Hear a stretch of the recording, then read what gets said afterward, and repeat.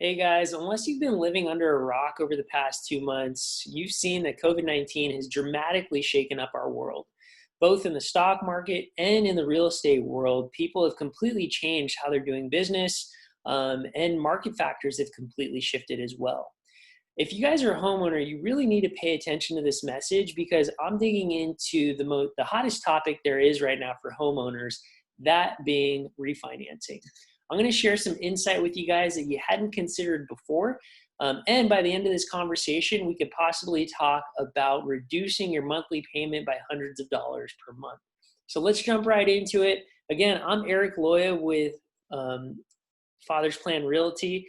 I serve the Southern California market. I'm actually the co-owner along with my mom. It's a family-run business. I'm a mortgage lender as well that serves the California market. So let's jump right into refinancing and see how things have changed since the pandemic.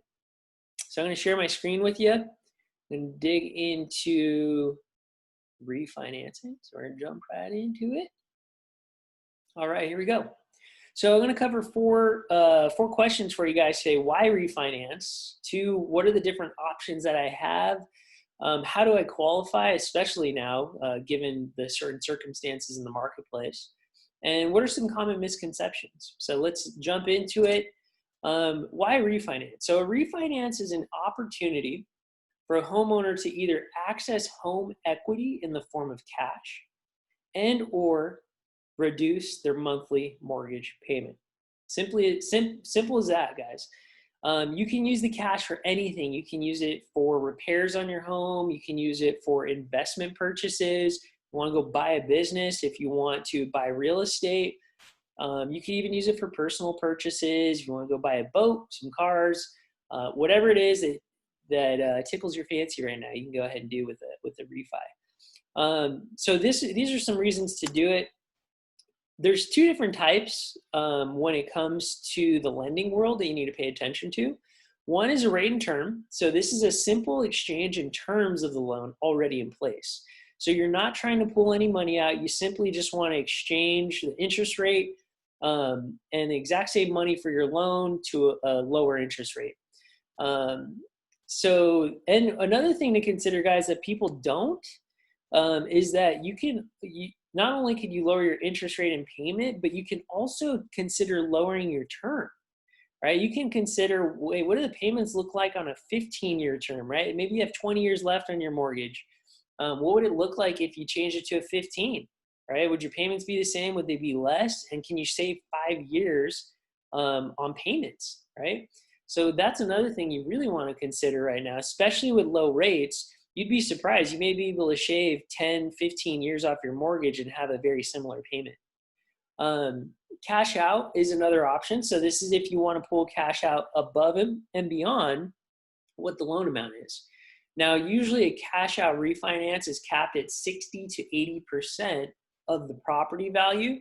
And there's a higher cost associated with this type of refinance because you're basically increasing the loan amount. So these are things to consider. Do you want to rate and term, just simply reduce your mortgage, or do you want to cash out? The next thing to consider is how do you qualify? So simply put, you're going to submit a 1003 application with the lender, just as if you were buying a home. You're going to discuss with them any changes to employment or income. Now, one really cool thing post-pandemic I wanted to share with you guys. Usually you have to have 12 months of on-time payments in order to qualify for a refinance.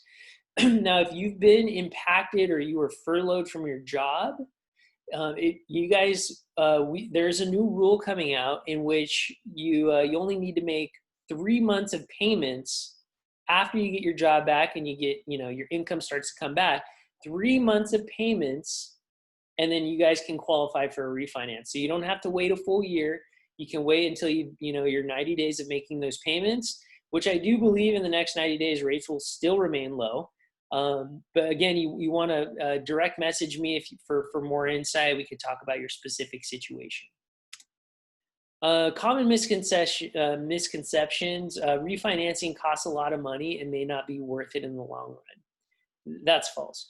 Let me tell you guys why. Refinancing can make sense if the rate you currently have is significantly different than the current market rates. More or less, it's going to make sense if you can save one full percent on a refi. So if you have a 4.5% loan, and you get quoted at 3.5 or somewhere in that range, it would make sense to refinance. Now, this difference can mean tens and thousands of dollars saved over the course of the loan. You guys will look in your loan estimate, it'll say the cost of the loan. Just a quarter of a change in a percent can make a huge difference in the overall money that you owe in interest on your property. So, I would take that out of consideration as well. Another thing, people aren't really looking at owning the property and getting appreciation, which is 5 to 10% a year in California. So, aside from having a lower payment, you're still gaining equity through appreciation. So those are considerations as well. So that's the basics, guys. That's refinancing in a nutshell. You can do rate and term. You can do a cash out. You can shorten your term to a 15 or a 20-year option.